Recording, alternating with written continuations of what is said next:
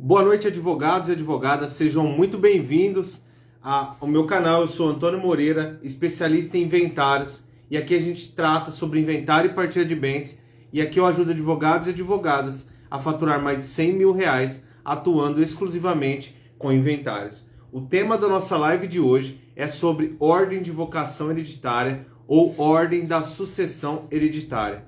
Para você, advogado que ainda não atua com inventários, isso é prioritário de você conhecer. Para você realizar um inventário, você tem que conhecer o artigo 1829 do Código Civil. E para você, advogado que já atua e tem dúvida sobre a ordem de vocação hereditária, esse vídeo é para você. Se você quiser compartilhar e comentar no vídeo, fica à vontade. Nós vamos começar a tratar sobre esse tema. No artigo 1829, nós sabemos que nós temos lá 4 classes de herdeiros que vão suceder ao de cujos para se realizar o inventário dos bens que ele deixou. Ou seja, quem são os legitimados, quem vão receber a herança deixados pelo autor da herança. No caso, nós temos os descendentes, os ascendentes, o cônjuge e os colaterais. Mas aqui nós temos uma grande diferenciação que é importantíssimo que você conheça, que é diferenciar os herdeiros obrigatórios ou legítimos com os herdeiros facultativos.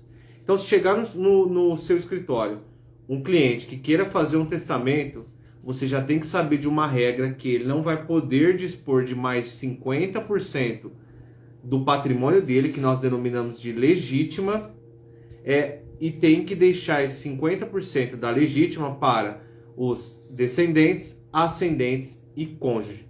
Então imagine a seguinte situação: se o seu cliente tem lá como herdeiro, ele quer fazer um testamento, mas ele tem um cônjuge ou ele tem um filho. Nesse caso, 50% do patrimônio dele, ele vai ter que preservar para esse filho. Os outros 50% ele pode doar para quem ele quiser. Simplificando para vocês essa ordem de vocação hereditária, ou seja, da sucessão legítima, como que isso funciona na prática para você já aplicar aí no seu escritório e já começar a faturar com inventários. Se o seu cliente comparecer no seu escritório para realizar uma partilha decorrida de um inventário decorrente de um falecimento, você tiver que abrir inventário, primeira coisa, você vai analisar o artigo 1829 para verificar qual é o quinhão que o seu cliente tem direito, quanto ele vai receber, o que ele tem que dividir e quem vai concorrer com ele nessa divisão e nessa partilha da herança. Nós temos lá, na primeira classe, os descendentes em concorrência com o cônjuge, mas aqui nós temos que ressalvar que tem alguns casos específicos para haver essa concorrência. O cônjuge tem que estar casado com o falecido para ele poder concorrer numa separação de bens. Porque se ele estiver casado sob o regime da comunhão parcial e os bens que forem divididos, forem conquistados ou forem adquiridos após o casamento, ele nesse caso ele já tem ameação o cônjuge. Então ele não vai concorrer com os herdeiros com relação aos bens adquiridos após a constância do casamento.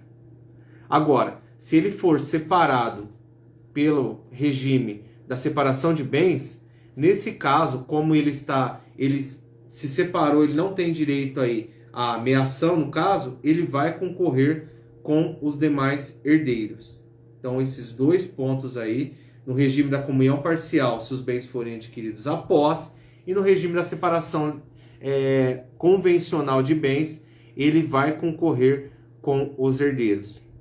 Um outro ponto também muito importante, que houve uma relativização pelo STJ, pelo STF, pelos tribunais superiores, com relação ao regime da comunhão obrigatória, quer dizer, da separação obrigatória de bens.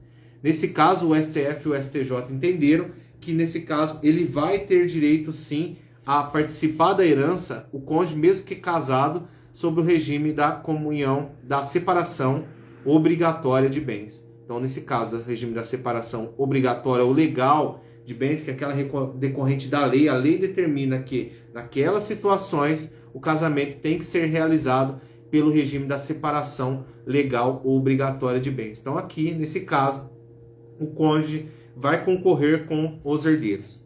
Passada essa fase da sucessão dos descendentes com o cônjuge, nós temos aí a concorrência entre os ascendentes e o cônjuge. Como é que vai funcionar ascendentes concorrendo com o cônjuge? Nós temos algumas regras específicas. Se você olhar aí o artigo 1829 em diante, você vai verificar que os ascendentes concorrendo com o cônjuge, nós temos algumas regras que eu vou falar para vocês que devemos seguir. Primeira coisa, os ascendentes eles participam na herança por linha. Ou seja, se o falecido deixou o seu pai e a sua mãe vivo, 50% vai caber para cada um. Ou seja, você divide por linha todos os ascendentes paternos e todos os ascendentes maternos. Se tiver o pai, esse pai vai ficar com o bem e a mãe do outro lado com os outros 50%. Se tiver avós e a mãe, apenas a mãe vai receber. A classe subsequente exclui a classe anterior, exclui a subsequente na partilha. Então, nesse caso, se tiver a mãe materna e a avó paterna, no caso, a mãe que vai receber na integralidade e não a avó. Agora, se nós tivermos a concorrência dos ascendentes como... Dr. Marcos Felipe, boa noite, tudo bem com você? Como desculpe se já foi aberta a partilha. Você pode aí pesquisar na sua comarca se já tem inventário aberto, pergunte para os herdeiros.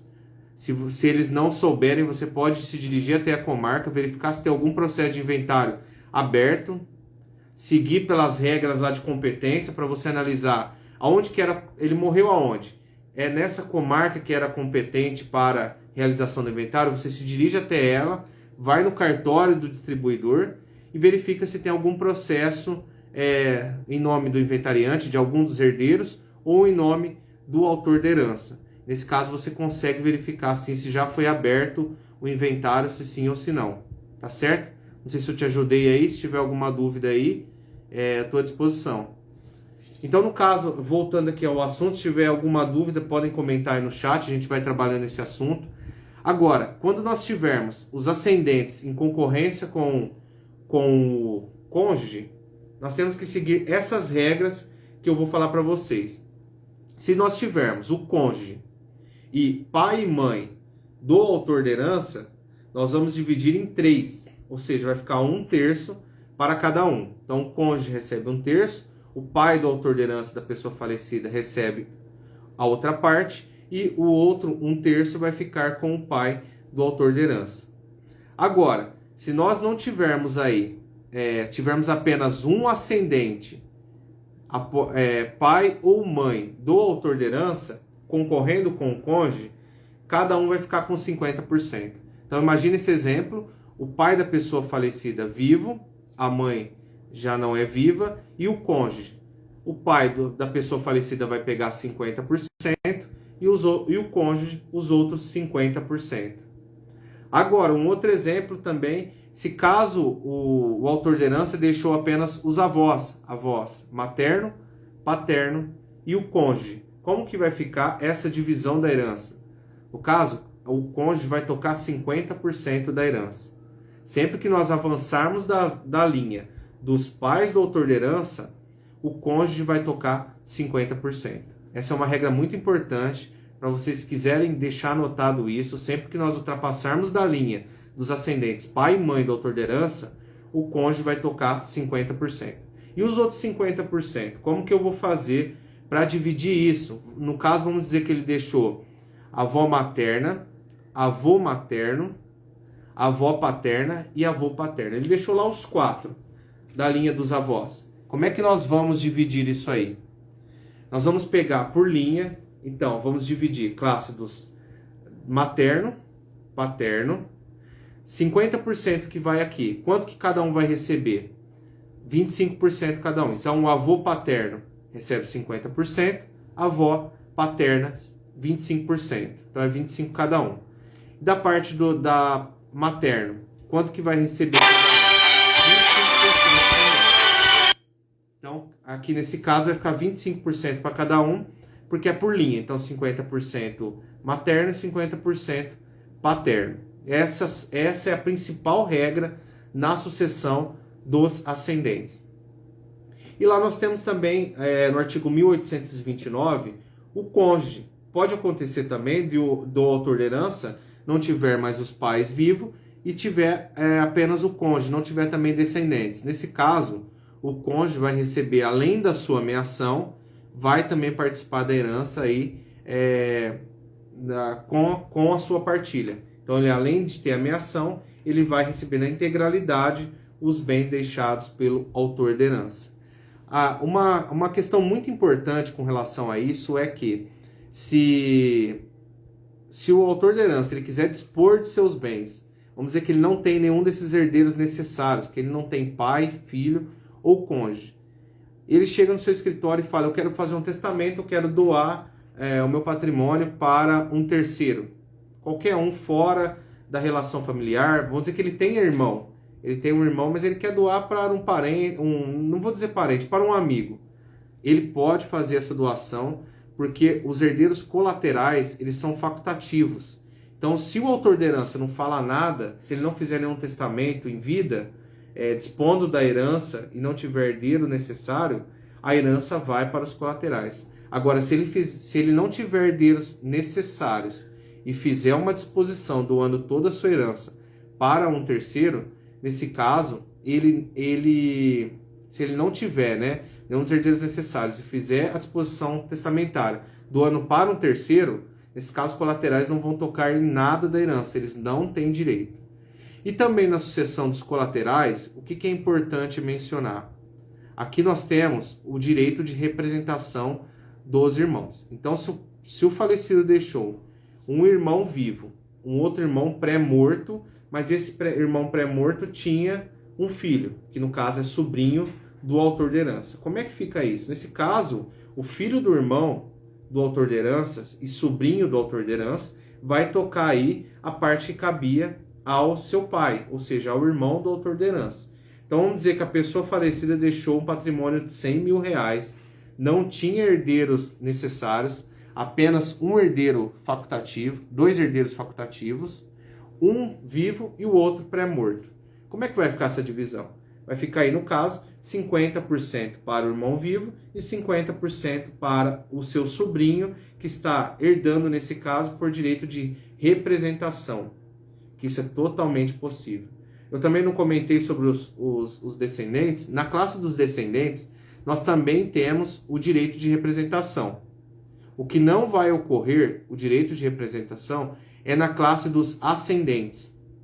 Ou seja, ascendentes, eles não têm o direito de representação. Então, como eu disse, a primeira classe aqui vai excluindo as demais. Então, se ele deixou lá pai e mãe vivo, esses dois vão receber herança normalmente. Agora, se ele deixou o pai ou a mãe e um avô, independente de qual lado que esteja, qual linha, os avós não vão receber nada. Não há aqui o direito de representação nesse caso.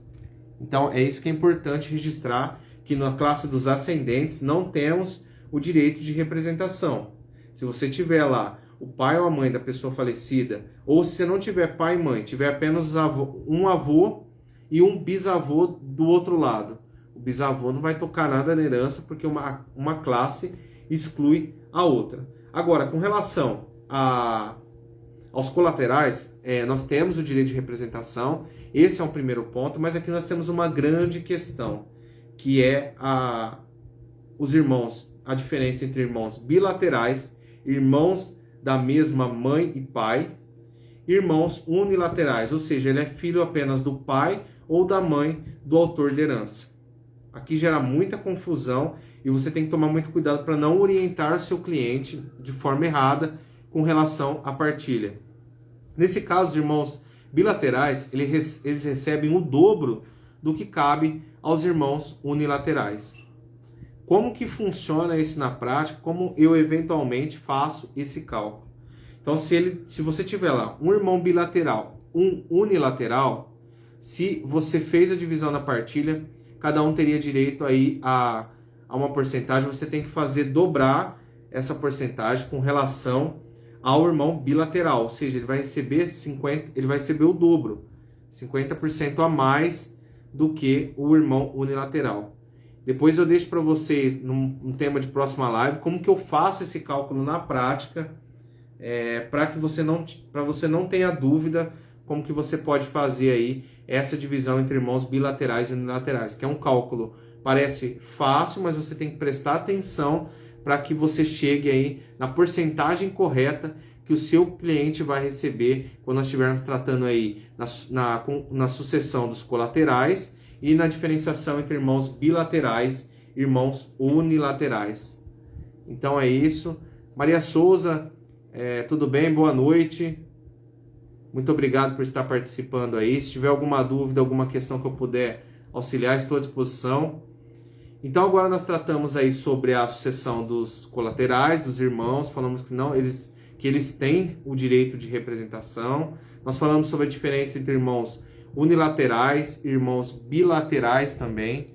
Esse é um grande ponto, essa diferenciação nós sabemos, porque às vezes a gente acha que os irmãos do falecido vão herdar tudo por igualdade, mas às vezes nós esquecemos que temos algumas regras específicas, principalmente aí quando nós estivermos diante de pai e mãe do autor de herança, pai e mãe aí do colateral do irmão do autor de herança, diverso. Então nesse caso vai ter diferença assim da partilha, eles não vão receber igualdade se tiver bilateral e unilateral. E se ele deixou apenas irmãos de uma mãe ou de um pai, por exemplo?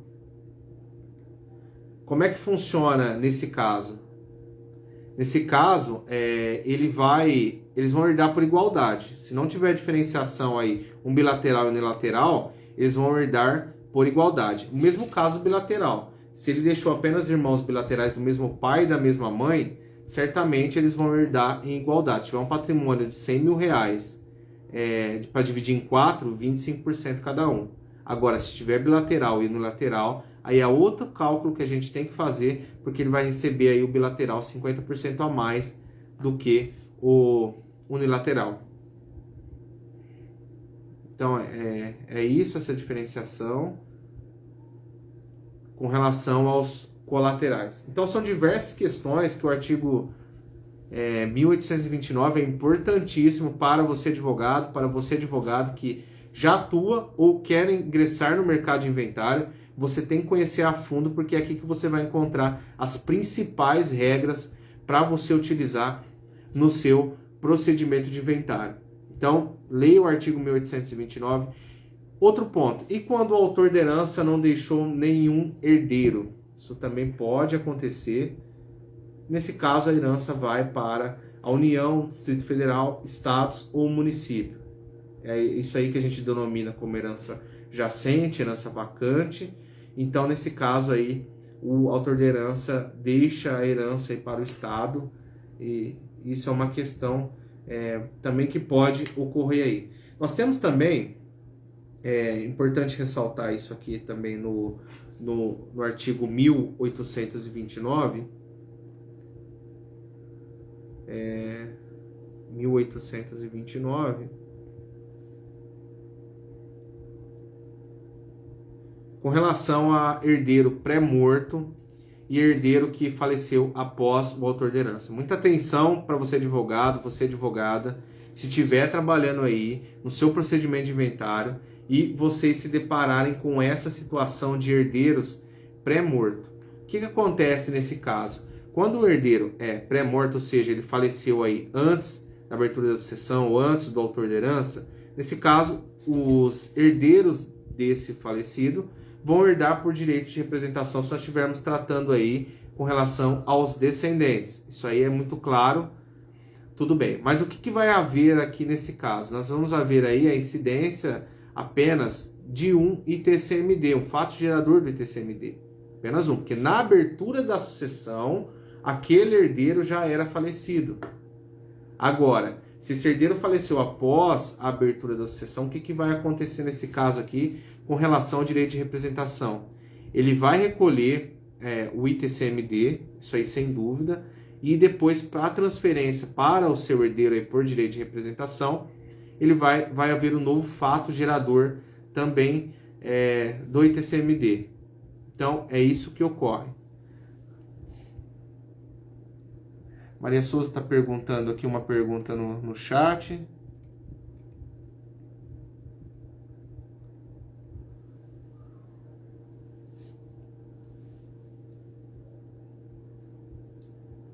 Deixa eu...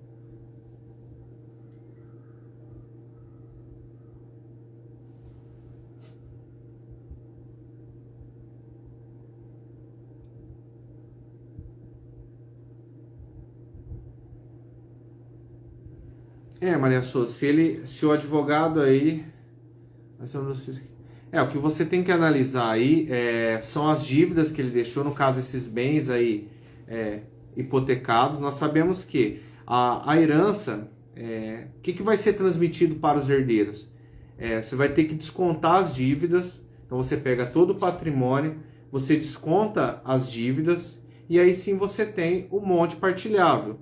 Pode haver casos realmente de que as dívidas superam aquilo que os herdeiros têm para receber.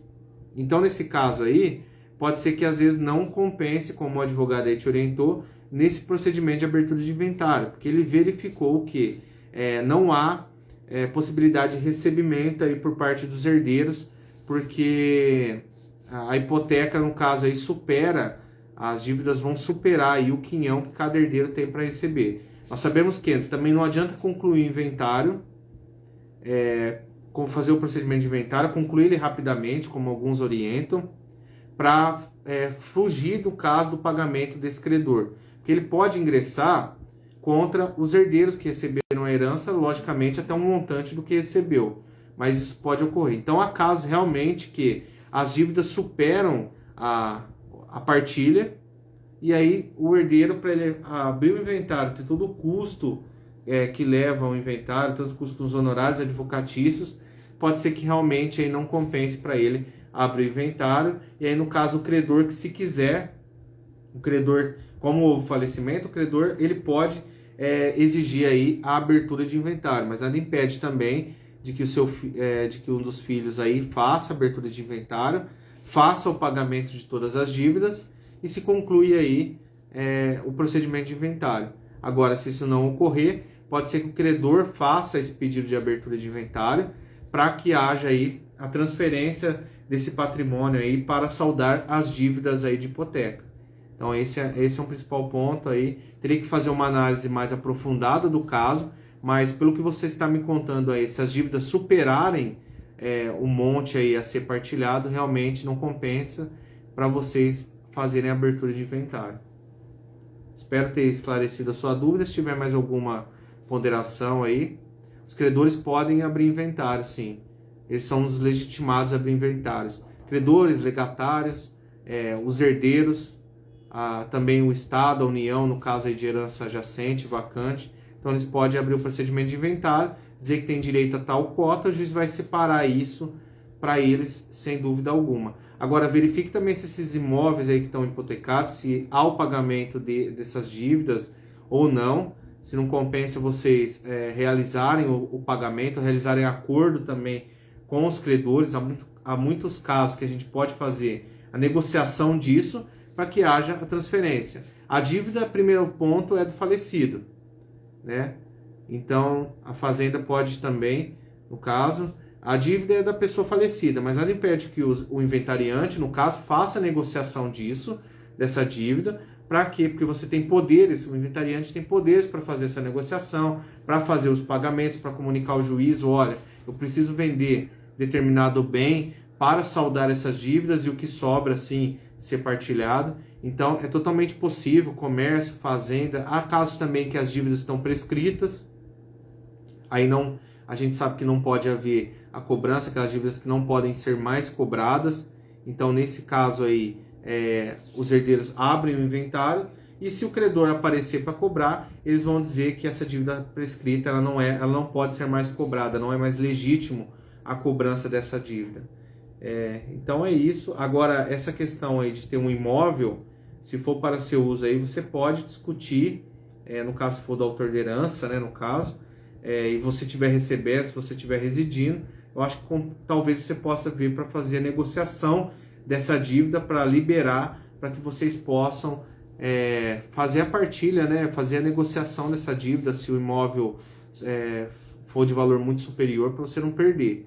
Então a negociação é totalmente possível, mas se o advogado já analisou, né? Todos esses fatos, já analisou todos esses bens imóveis que você tem e verificou que as hipotecas superam. A caso também que a gente tem empréstimos bancários, aí o que é orientado? Os herdeiros vão ter que assumir esse empréstimo, fazer a negociação, porque no caso aí é uma dívida adquirida pelo autor da herança, pelo espólio, então tem que ser transmitido aos herdeiros e eles vão pagar o ITCMD aí pelo que foi pago até aquele momento. Logicamente que as parcelas, como vai ser transferido o financiamento para os herdeiros, eles têm que continuar pagando, e se for aí formalizado um condomínio, se você transferir um apartamento para 4, 5 herdeiros, nós estamos aí diante de um condomínio, ou seja, eles têm que contribuir para a manutenção daquele bem, para o pagamento, e nesse caso em específico, todos eles têm que contribuir. Aquele que não contribuir para o pagamento da parcela, ele pode ser cobrado aí pelos demais herdeiros. Então é isso.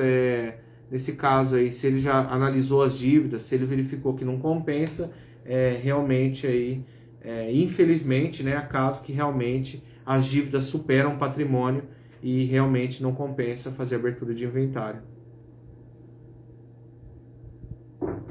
Se tiver mais algum questionamento, pode perguntar, estou à disposição.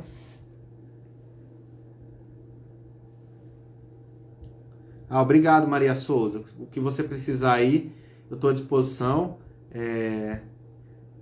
E vamos juntos aí, o que eu puder contribuir e ajudar aí, mas o advogado nessa situação aí, ele te orientou certamente, ele já verificou que realmente não compensa, então é acertada aí essa conduta dele. Muito obrigado. E compartilhe com seus amigos, com quem você conhece. Se você tiver algum familiar que você conhece, compartilhe essa live com eles também. Os meus vídeos, que isso é importante para que o Instagram compartilhe com mais pessoas e mais advogados, para a gente poder disseminar aí e ajudar a partilha de bens entre as pessoas, entre as famílias, ajudar o advogado também a faturar com honorários e ajudar também ele a realizar o trabalho da forma e da maneira mais rápida possível aí, ajudando seus clientes.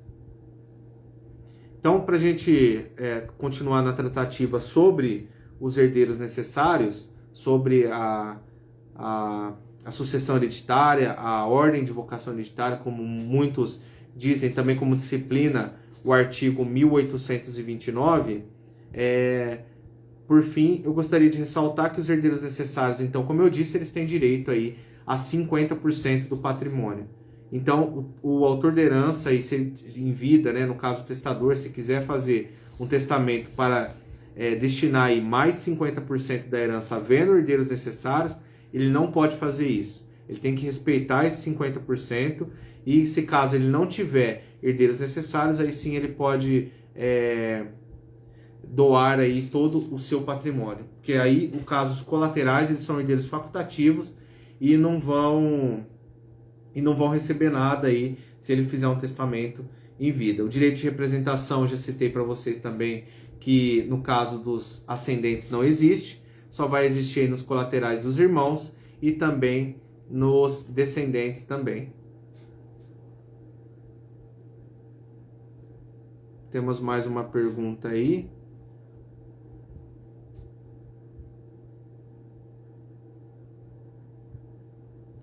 Nesse caso aí, se ele deixou uma dívida, você tem que fazer abertura de inventário. Você pode fazer negociação aí, você sendo nomeado inventariante, você faz essa negociação com o credor, e aí você consegue aí transferir o patrimônio, ver se você não tem aí direito à meação também. Isso você aí tem, no caso, direito real de habitação, que isso aí também é previsto no Código Civil. No caso, você tem direito de permanecer no imóvel aí, pelo Código Civil. Então isso aí é isso mesmo. Parabéns, isso mesmo. O inventário a gente sabe, né, que tem um prazo para ser aberto, aí, no prazo de máximo de 60 dias, de 2 meses aí previsto no Código Civil, e ele tem que se encerrar aí nos 12 meses subsequentes. Não há penalidade para esse encerramento de mais de 12 meses, porque a gente sabe que sempre passa, mas é importante que você, advogado, ou você, advogada, aí, faça um requerimento pedindo a autorização de dilação desse prazo aí de 12 meses. Agora, com relação aos 2 meses para abrir o inventário, isso aí nós temos, sim, multa em alguns estados, que é com relação ao imposto de transmissão causa-mortes. É isso aí, Maria Souza. Você já realizou o inventário? Isso mesmo. No caso aí você tem o direito, né? Você ficou com essa partilha aí sobre o imóvel. O que muita gente desconhece é realmente esse direito real de habitação aí do cônjuge, que tem direito de ficar aí morando no imóvel. Isso aí é um grande direito que visa aí priorizar a família, né? Priorizar aí a relação do casal, a relação sentimental que aquele casal tinha por aquele imóvel. Então isso é muito importante, porque não manter aí o cônjuge sobrevivente naquele imóvel onde residiu aí por muitos anos, por décadas. Então é isso mesmo. Você recebeu 50%, provavelmente aí você recebeu o que eu falei no começo, que é a meação, que é 50% do patrimônio do casal. Isso mesmo. 50% para você, 50% para os seus 2 filhos. É isso mesmo. Isso aí está correto. O caso aí, se vocês adquiriram depois da comunhão, como você já recebeu a meação, se vocês adquiriram após o casamento, como você recebeu já 50% da meação, você não concorre com os demais herdeiros. É por isso que você ficou com 50% e os seus 2 filhos aí ficaram com 50%, 25 dividido para cada um. É isso mesmo. Igual eu falei para você, há casos que às vezes a dívida, às vezes está prescrito, ou às vezes o credor não teve interesse em cobrar. Então, nesse caso aí, como você não pagou e se já prescreveu, o credor não vai poder te cobrar mais. Margarete, boa noite, tudo bem? Seja bem-vinda. Então é isso, Maria Souza, está corretíssimo. Não precisa se preocupar. Se a dívida já prescreveu, você tá tudo bem. Agora, se essa dívida não está prescrita, para você evitar uma cobrança pelo credor, o credor é aquele que está te cobrando a dívida, você pode entrar em contato, fazer um parcelamento ou até saldar essa dívida aí, para que você não seja cobrada futuramente. Então hoje o tema dessa live foi isso, tratar dos herdeiros necessários, tratar de como funciona aí a partilha na sucessão legítima, né, que a gente fala que há 2 sucessões aí, que é a sucessão legítima e a sucessão testamentária. A sucessão testamentária é a regra no nosso ordenamento jurídico. Então nós temos 2, sucessão legítima e testamentária. A testamentária é a regra.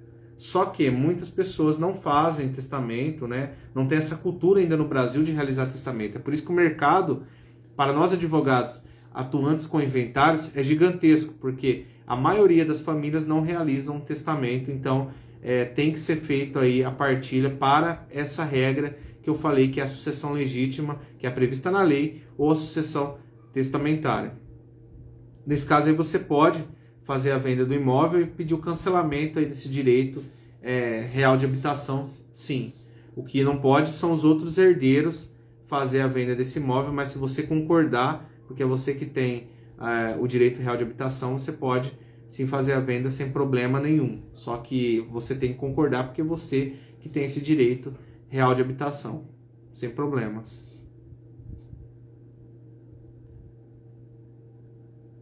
Então é isso, eu queria agradecer a presença de vocês, desejar uma boa noite, uma ótima semana aí. Amanhã inicia a nossa quarta-feira e quinta-feira estaremos de volta aqui às 21 horas para a gente tratar de outro tema relacionado ao direito das sucessões, especialmente sobre inventários. A como você, advogado, e você, advogada, vai realizar o seu procedimento de inventário da forma mais célere possível e poder faturar mais R$100 mil por ano somente com inventários. Boa noite a todos vocês, fiquem com Deus Eu espero vocês na nossa próxima live de quinta-feira, às 21 horas. Se tiver algum tema que a gente possa tratar aqui, eu pediria para vocês deixar no direct ou deixa também no store, para que a gente possa aí trabalhar em prol da advocacia e ajudando aí as famílias a realizar o procedimento de inventário. Boa noite.